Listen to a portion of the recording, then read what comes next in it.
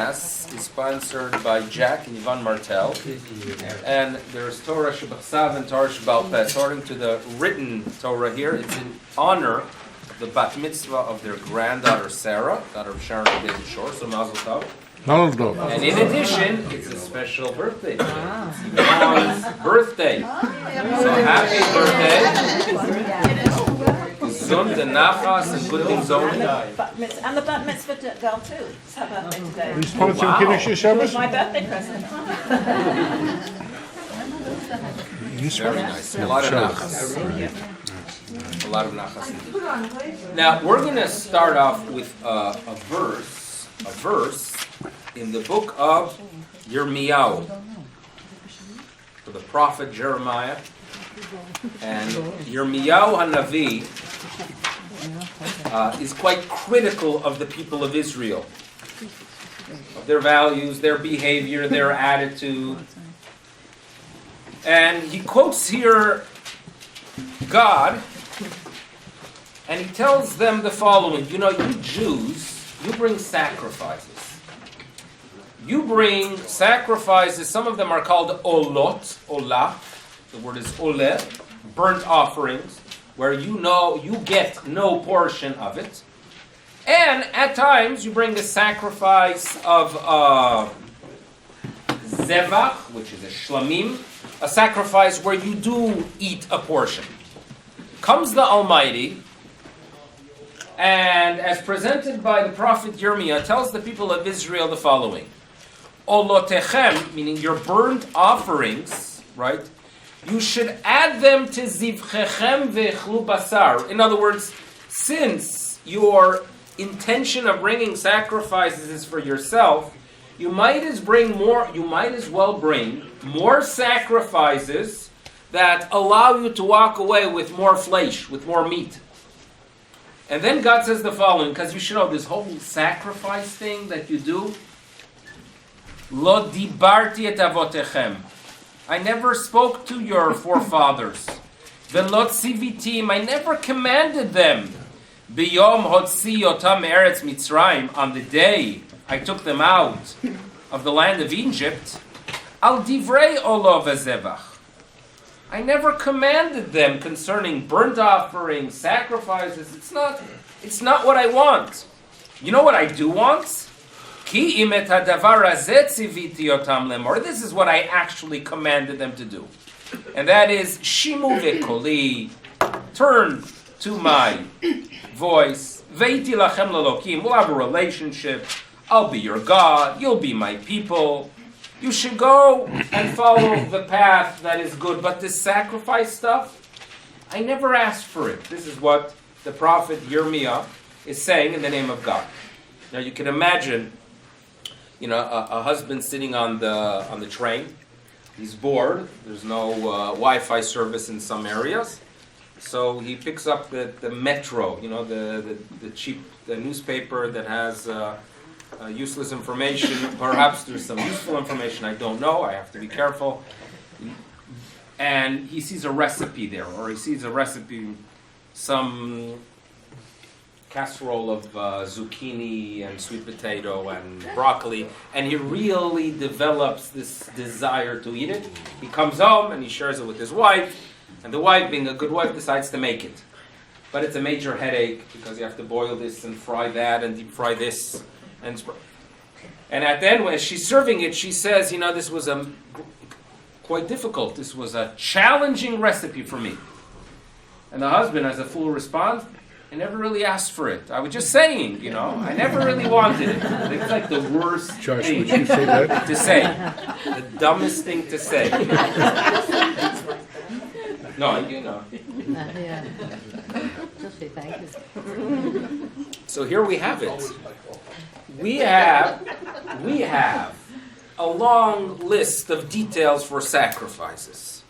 Korbanot are studied in depth because we are told where to place the blood. We had a discussion in our Thursday night class in Talmud about specific korbanot, where you place their blood, which one requires 4 blood placements on the altar and which ones require 2.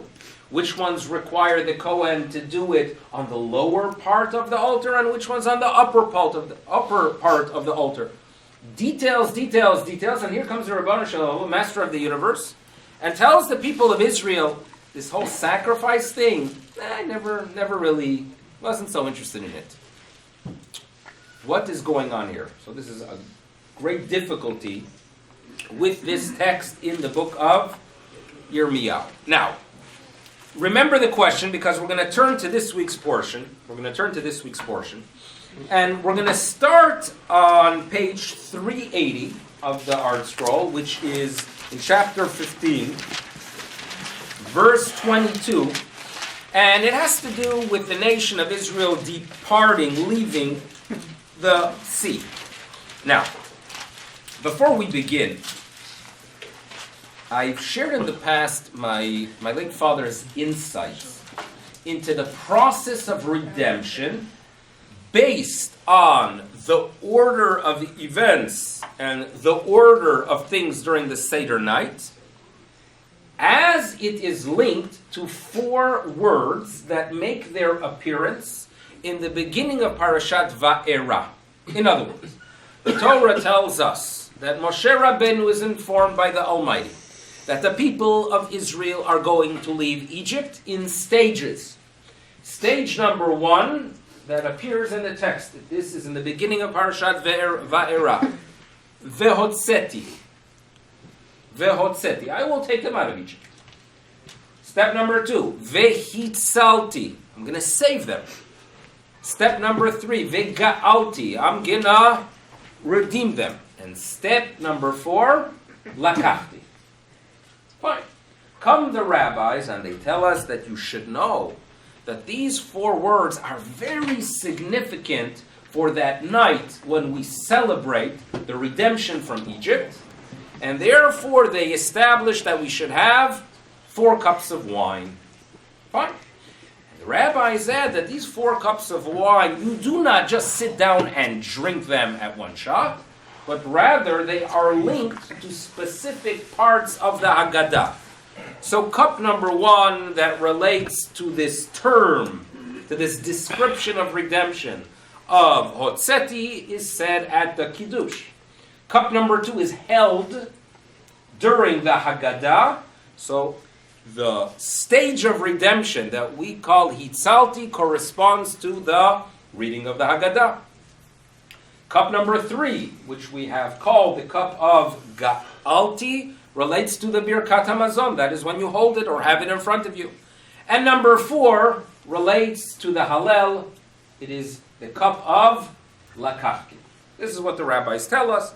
So my father would explain the following, that the first step is not, the step that is described as the one of Hotzeti, do not understand that to mean that we physically left Egypt. Because that is step number 2. Step number 2 is them being saved. The makot, the plagues. Step number 1 is actually not the Jew leaving Egypt physically, but rather the Jew understanding that I don't belong here. I don't belong here. This is not my homeland. That is the first step of redemption. You cannot merit a redemption if you view yourself as an Egyptian. It's a problem we have been dealing with for many, many years. When we were flying a few weeks ago, so they had a movie on the flight, and it was Woman in Gold, I think it was called.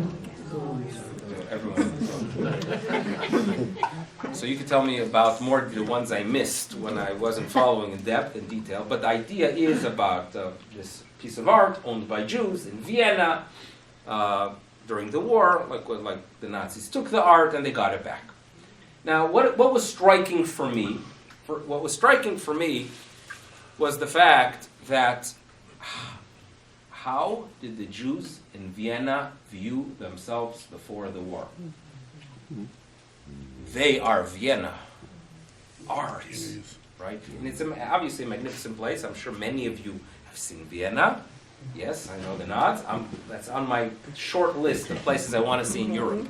Right? I don't have a desire in Eastern Europe, but Vienna, for some reason, Mirza Hashem, one day perhaps we could make a little trip to Vienna. There is, the architecture, but it is terrifying and depressing for the Jews because, number one, the devastation, but number two, they viewed themselves as, we are Vienna, we have Floyd here, and we have everything. We are the part of the culture. Step number one of redemption is obviously we don't belong here, right? We have to be loyal to our country. We have to be thankful to our wonderful liberal government. We have to have a Koras HaTov. There is no question, right? It's a country that does a lot of good. No question about that. But we don't belong here. That's the first step of redemption. The declaration we make that indicates that we have an understanding that we are different, that we have a unique role, is made with Kiddush. Asher bachar banu mikol am. We have the ability, we have the confidence. We value humanity, but we have an understanding that we have a unique mission, we are chosen, and therefore we belong somewhere else. That is the first step of redemption. That is hotzeti. That is going out of Egypt. You might still be there physically, but in your mind, you are already out of Egypt. That is the first step. Step number two is obviously the reading of the Haggadah, where we read about the plagues and the fact that the nation of Israel were saved. Step number three is this stage of the Geula, when we were actually redeemed. That occurs at the crossing of the sea. And if you ask why the crossing of the sea, why specifically there? Well, you all know the old question. Why is it that Shavuot is only a one-day holiday and Pesach is 7 days? Wouldn't it be nice the other way around, right? 7 days of cheesecake and 1 day of matzah, right? Wouldn't it make more sense? So obviously, the redemption, the Yetziat Mitzrayim does not end with us leaving. Because for many Jews, and I have no doubt that if you would interview the average Jew leaving Egypt and ask them, why are you leaving Egypt? They would say, because Pharaoh was kind enough to let us go. Because after all, Pharaoh controls everything, right? I mean, you could think of what we have today in North Korea, and the little bit of news we get out of there is the fact that from a very young age, every child is taught, or brainwashed in essence, that everything you have is in the merit of King Jong, which one is it now? Il or Un, or it's in his merit, right? And if you don't think so and you express it, we won't see you tomorrow, right? That's the environment that exists in North Korea. That was Egypt. Everything is Pharaoh. And unfortunately, even the Jews who left Egypt were still carrying some Egypt with them. And therefore, the introduction to this week's portion is the fact that they left Egypt. This is before the crossing of the sea. This is day one of Pesach, redemption. Vahi Beshalach Paro et ha'am. If you would ask the Am, if you would ask the simple Jews of that period, why and in whose merit are you out of there? They would not give credit to God or to Moshe, but it is Pharaoh after all. Bishalach, Pharaoh sent us out. When does that way of thinking come to an end? Kriyat Yam Suf. Sus v'rachvar amabayam, when they see what is taking place to the superpower, the chariots of Pharaoh, that symbolizes a superpower. Today, a superpower could be symbolized by their planes, by their missiles, by their nuclear energy or nuclear bombs. At that time, you have chariots. That is a superpower. They control everything. The chariots drowning in the sea was telling the people of Israel, this is the end of Egypt. And that is your redemption. When you realize that who is the boss? Almighty God. Now we in our lives have that same challenge, that sometimes we think that the boss controls it all, that the paycheck is from the boss, and we recognize the fact that no, by declaring and stating in the Birkat HaMazon, Hu noten lechem l'chol basar, that it is God who gives bread. That is our personal Geula. So we understand very well why the third cup, the cup of Geula, which corresponds to the events of the crossing of the sea, are expressed as we say the Birkat HaMazon. So far, so good.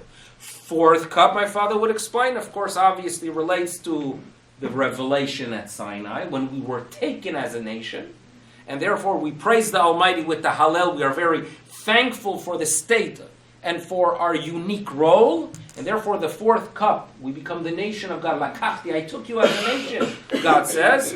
That occurs at Sinai, and we express our gratitude with the Hallel. Fine. Now, the rabbis tell us that you should know that technically speaking, between the cups you could drink, even another cup of wine. We don't do it halachically. But the rabbis listen to this Talmudic statement. Between the third and fourth cup, be sure not to drink anything.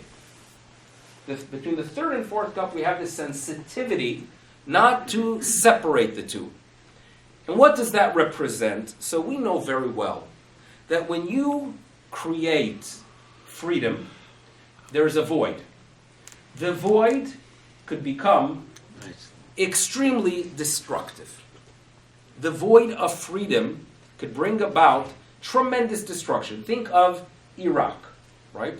The Goynish president of the United States, George W. Bush, he was a good man, there's no question. He was a man that I would think that he was a wholesome individual. He had values. However, he was advised to go ahead and somehow start a chain reaction in the Middle East by giving the people the opportunity to be democratic and to choose their own rulers, goes into Iraq, removes Saddam Hussein, and creates the Iraq of today. Why? That is, of course, the byproduct of, they had freedom. They pulled down the statues of Saddam Hussein, but what do you have? Chaos from that point on. Right? There's no question about that. Freedom is very dangerous. Now, by the way, as a teacher, not to adults, but if you're dealing with students, if you come into a class and you do not have immediately an idea of what you're going to be saying within the first 15 seconds, there's chaos. In other words, because there's a void there. And students, right, if you don't control the class, it will turn, not perhaps into Iraq, but it's going to be an environment that will be quite difficult to reconquer. Freedom is dangerous. Russia after the fall of communism. You know how many people I've met that had these nice Russian hats, and they mentioned that they happened to be in Russia in the early 90s, and they gave $10 to a Russian soldier, and the next thing they walked away with the hat, and perhaps the same was done with guns, and who knows what else. Hefkeris, as we call it. It's interesting that there was a lot of talk the past few weeks about lottery winners. Right? If I win the lottery, and then we have a record, if you read stories of people who won the lottery, there is freedom if you win the lottery. There is a freedom. You don't have to worry about a boss. You don't have to worry about, but freedom, right? Then everything else comes in. It could be it could destroy the person, could destroy the family, right? Very, very dangerous to win. Not that I, would mind it, but it is obviously something very, very dangerous. Freedom. So therefore, we are being told, after you experience freedom, after you have a ge'ulah, you be sure that something is right there, ready to take over. There shouldn't be a void. Be sure there is no gap between your freedom and the responsibility that comes with your role as the nation that was taken by Almighty God. Okay, that's the idea. Don't separate cup 3 from cup 4. Now, with all that, you realize how crucial the moments after the crossing of the sea are. They cross the sea, they see the Egyptians are gone. There are no more Egyptians. Who controls the world? It's no longer Pharaoh. There's a void there. Obviously, HaKadosh Baruch Hu has to make an entry. These are very significant moments which are going to be described. And now we're ready for page 380, verse 22. So here we go.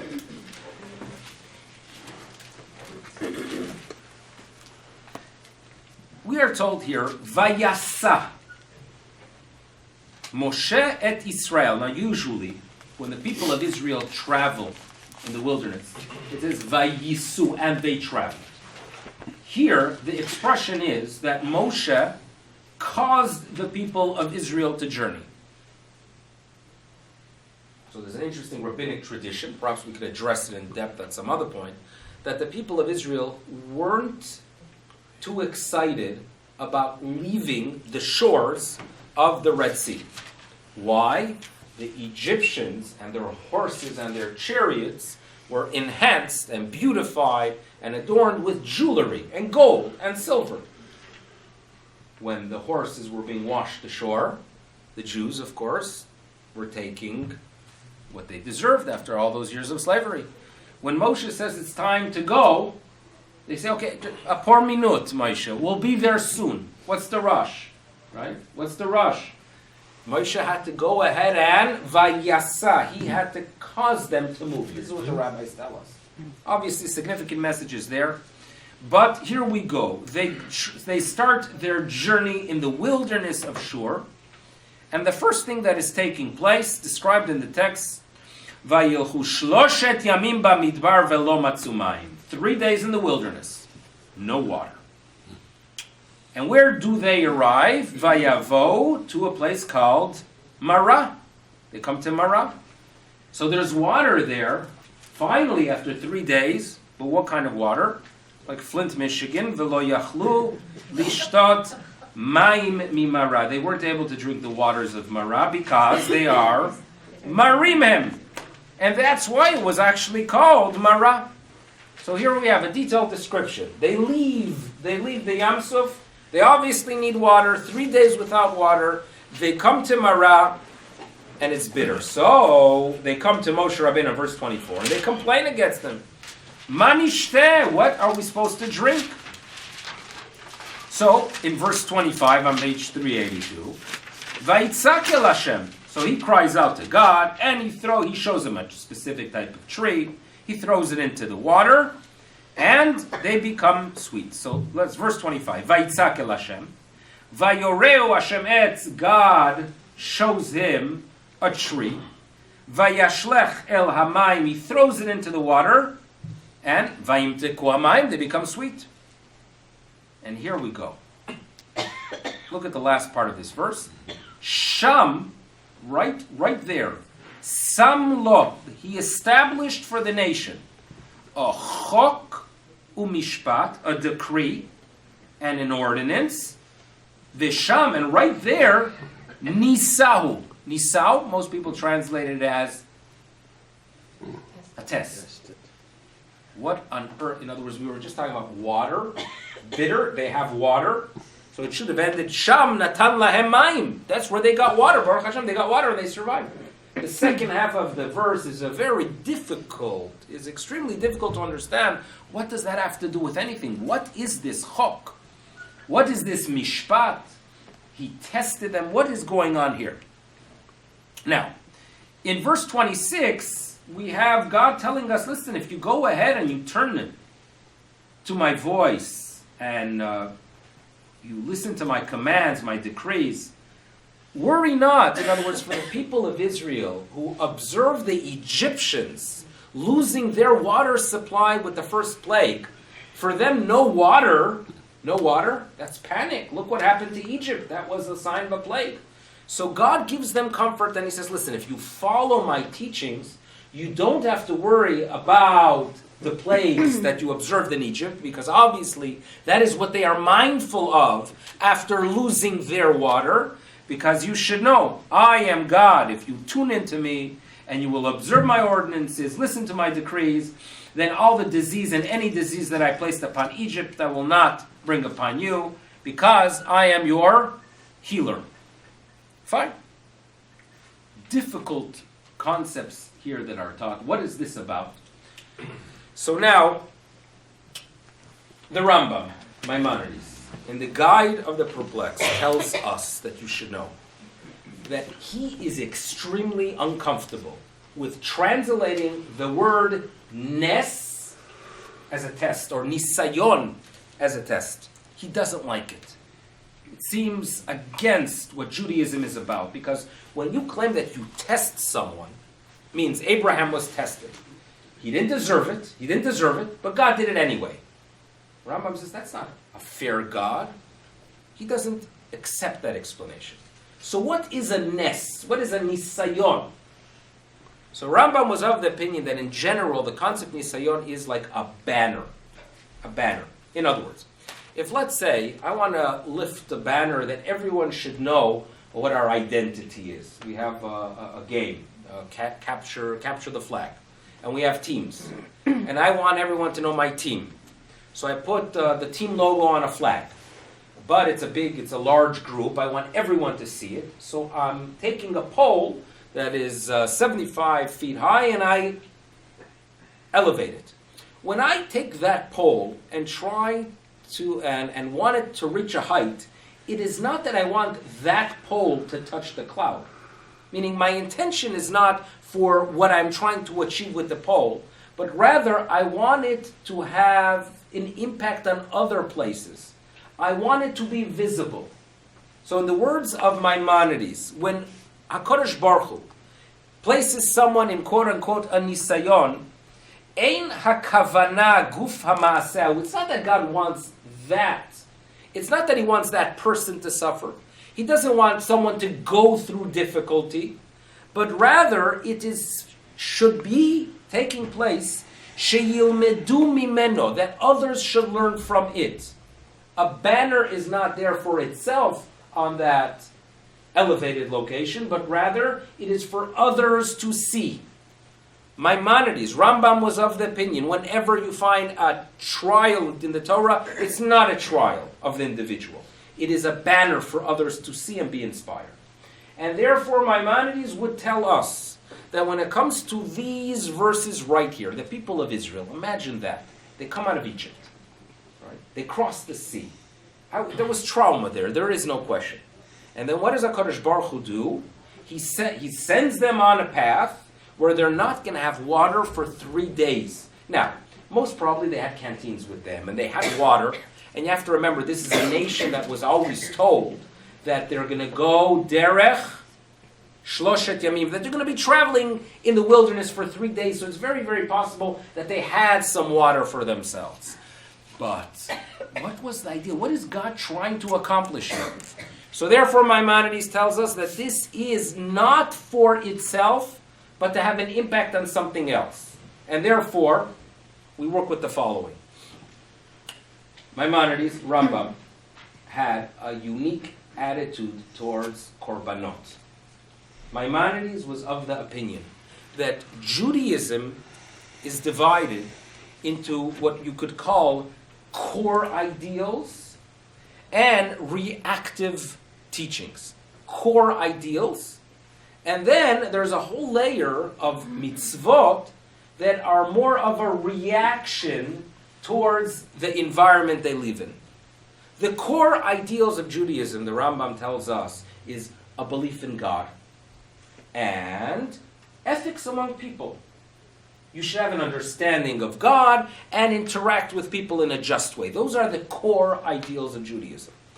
Then, unfortunately, to go ahead and train the people of that era to adapt these values, you have to go ahead and understand what they are attracted to, and then somehow turn them around and make them part of Judaism. In other words, when we have mitzvot like korbanot, Maimonides is telling us this is not a core ideal of Judaism.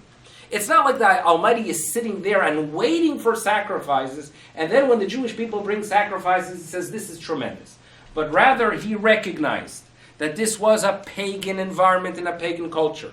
For them, the way they showed devotion to a greater cause was by bringing sacrifices. So therefore, the Almighty says, you Jewish people, due to the mindset of this generation, to relate to me, bring sacrifices. This is not a core ideal. It is rather what you would call a reaction or a need due to the environment that existed at that time. This is what Rambam tells us. So therefore, Rambam tells us the following that you should know. When Yirmiyahu Hanavi, remember the difficulty we had with that verse? Where he says, I never really, not something that I am interested in, something I don't need your sacrifices. What God is saying is, listen, I commanded them, but that was only there because there was a need. They and those practices are not the core of Judaism. The core of Judaism is to be just. The core of Judaism is to believe in me. That's the core of Judaism. And therefore, when the people leave the Red Sea, And they have this experience, which we're going to describe and explain soon. This experience here are the core mitzvot, what we're going to read about now. And the way we're going to explain this idea of the chok and mishpat, the decree and the ordinance, this is where the people of Israel are presented the core ideals of Judaism. And it works as follows. When they go 3 days without water, they are also going 3 days without spiritual guidance, without mitzvot, without teachings. And just as, and this is really the message here, what the reason this is recorded in the text is because the Almighty wants us to know that just as we cannot survive without water, we need teachings, we need values to survive. And Torah, by the way, is compared to water. You cannot survive. Life is a very bitter, life is very bitter. It's a bitter existence, if you think about it. In other words, sometimes I will sit and I'm starting to remember things from 40 years ago. Wow. Now, this, for you, that might sound like, last weekend. I'm just saying, like, I got this cynical wow from a friend. But for me, it's something very tough. In other words, I remember 1976 in detail. I actually remember 1976 in detail. And it's shocking. I was 6 years old. And I still remember my older brother getting a gift from someone of this T-shirt that said Montreal 1976. The Olympics, if I'm not mistaken, were there. And I remember also because it was the year we left Toronto to go to Mexico. And I'm thinking, 40 years? 1976, was it? Now, why is it scary for me? I'll tell you. Because I do what I call the flip. In other words, I think, 40 years ago, 40 years from now. Oy vey, 40 years from now? Now, I don't know if you do that or others do that, but this is something that you start thinking, what is life? What is life? It's very scary. Right? So you start thinking it must be something greater. Life, existence on its own, is very, very bitter. That's a reality. Right? If someone could prove to me that existence is just like a good vacation and it ends and you move on, but where do you move on? It's over. Like, this is very bitter. I think the only solution is the etz. When there is something that is mar, that is bitter, I think the only way of figuring out how to deal with it without going meshuga is with the concept of etz chaim hi. Right? The Torah is like a tree. It's life. That is what gives us life. That is what gives us meaning. We are suddenly not just involved in our own welfare, right? The game of life. Remember the kids used to play a game called the game of life. And Miriam believed that it's not so educational. Because that's not everything life, right? There was no, at the end you get olam haba for good deeds. It was all about finances, right? Are those the values you want your kids to live with? That it's everything in life, right? The success is what Donald Trump is. In other words, is that really what we are about in Judaism? We know very well that there are people that have basically nothing that are extremely successful. Why? They are happy, they have a life of meaning. That's the bitterness of life, and the only way you live, the only way you survive, is if you have the Eitz Chaim, the Torah. The rabbis tell us that it was established by Moshe Rabbeinu that every 3 days we should have a Torah reading. Ever think about it? We have a Monday and Thursday Torah reading. Why do we do that? We never have a 3-day period without Torah reading. Never ever. Why? The rabbis tell us, "Vayilchu shloshet yamim velo matzu mayim." Moshe Rabbeinu wants them to experience what it is, how is it to live without water. They have that experience, and then he teaches them that this message is not just for the physical water, but it is the spiritual water. You want to have meaning in life? The void, the bitterness of our existence can only be cured with the values of the etz of the Torah. So that's what's taking place here. And therefore we understand very well. Look back at verse 25. Vayitzak el Hashem, he cries out to God. And he gives him a tree. And he throws it into the water and it becomes sweet. Life becomes sweet. We know that very well, that when there is meaning, when there's purpose, trying to achieve something, things, acts of kindness, doing charity communally, that is when it becomes the sweet life. So now that we understand that the message here is not just for water and bitterness that's physical, but spiritual, what are the cores? What are those values? What is the Etz Chaim? What is that life? What is that tree that makes things sweet? So we are told, Sham, at that location, Sam Lo, he gave them, he established for them, Chok u'mishpat. Comes Rambam and tells us from rabbinic sources. Chok is actually the Shabbat. He told them about Shabbat. Mishpat is justice. That you should have a judicial system, that society can get along. And that's it. Those were the core values of Judaism. Chok, now why Shabbat? Well, our belief is that there's a God that created the world. What is the day when we go ahead and get that message across to ourselves and our children and our family and our community? Obviously the Shabbat, because you're declaring God made the world. He rested. If he rested, so obviously he was the creator. Shabbat deals with creation and recognizing God. That is the chok. That is the decree. What is the ordinance? You need to be just. That's the core of Judaism. And that's what Yirmiyahu HaNavi says. Enough with these sacrifices. It is a mitzvah after all. God commanded. But don't view it as a core that should, to go ahead and bring sacrifices and then to ignore the needs of the poor. To go ahead and bring gifts to a synagogue and to a shul and to a temple and then go ahead and be dishonest in the marketplace. You are basically taking the external values of Judaism and you are ignoring the core of Judaism. And God is saying, because I didn't command, remember the verse? Lo tziviti biyom, when we left Egypt, and this is this day, by the way, they left Egypt, they're leaving Egypt behind, Egypt is gone. God commands here the core of Judaism. When he commanded the core of Judaism, he did not mention sacrifices. And that is not what God wants. This experience they go through is a banner. It's a banner to teach that we should for eternity remember what the core of Judaism is all about. It's justice, it's righteousness, and yes, Shabbat, because that's our identity and that's how we show our recognition of God. It's, we live in a dangerous world where the religion itself, our religion, our Torah Judaism, can be taken by some and be made pagan. There's a danger that exists.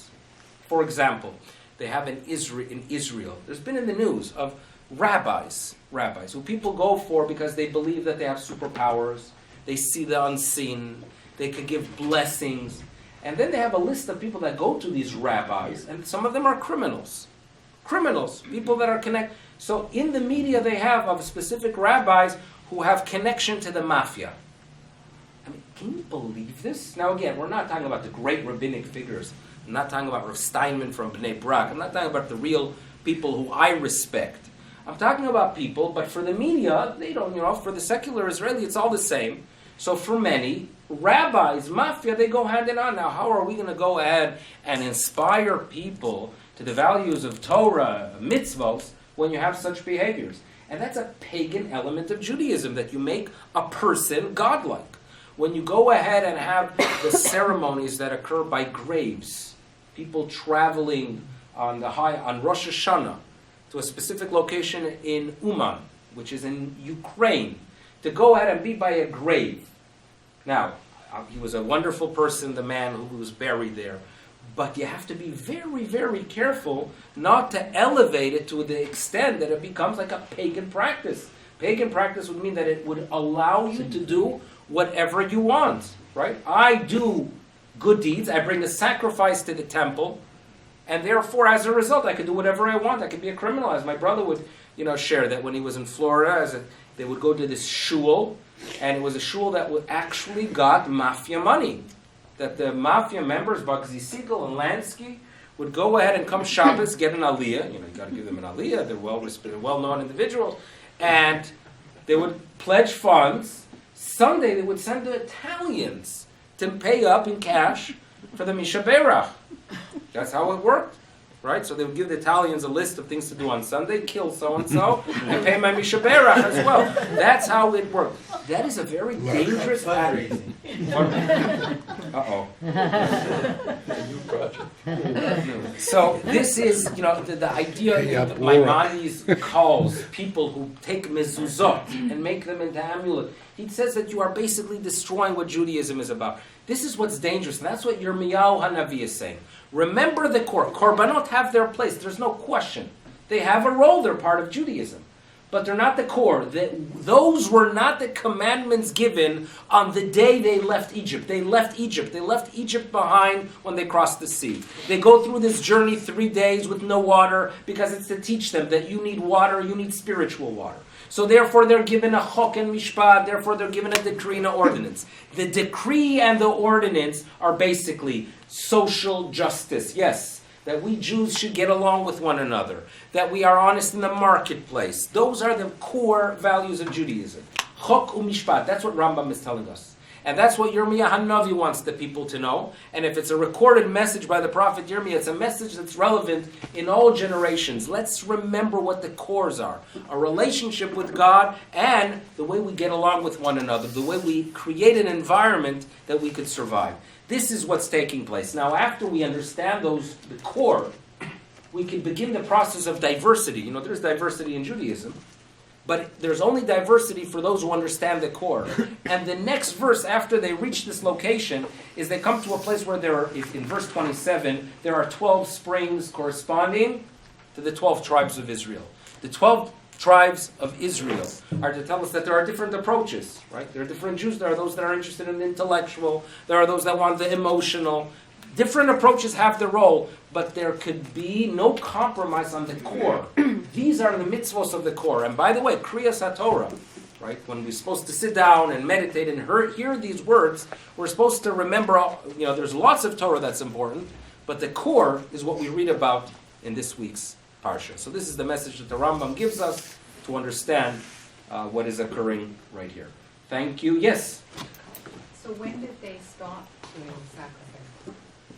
So it's very interesting that Rambam would tell you, listen, once it was commanded by God due to the need of the generation, it becomes part of the will of God as secondary, but it's nevertheless the will of God. So when the prophets were crying out against sacrifices, and Yirmiyahu is not the only one, what they were basically saying is that it has its place, but you can't make that into the whole religion. So he was never really telling them to stop. What he was telling them is that the way you make that into priority is destroying Judaism. And therefore, even our belief, Rav Kook notes, that even our hope for the Messianic era in his mind was in 2 stages. A first stage is we'll still bring sacrifices because it is part of Torah. But he talks about a day when we will as if upgrade, when we won't really need it anymore. So therefore in our tefillot during the Musafin, on holidays, we still pray for it because it's going to play a significant role in our return to the land of Israel, and it will reestablish our identity. So stage number 1, it's still part of Torah, not a core. Don't make that into all of Judaism. Don't allow that to justify everything else. But it is part of Torah, at least until the nation progresses. Thank you. Next week we start 11:50.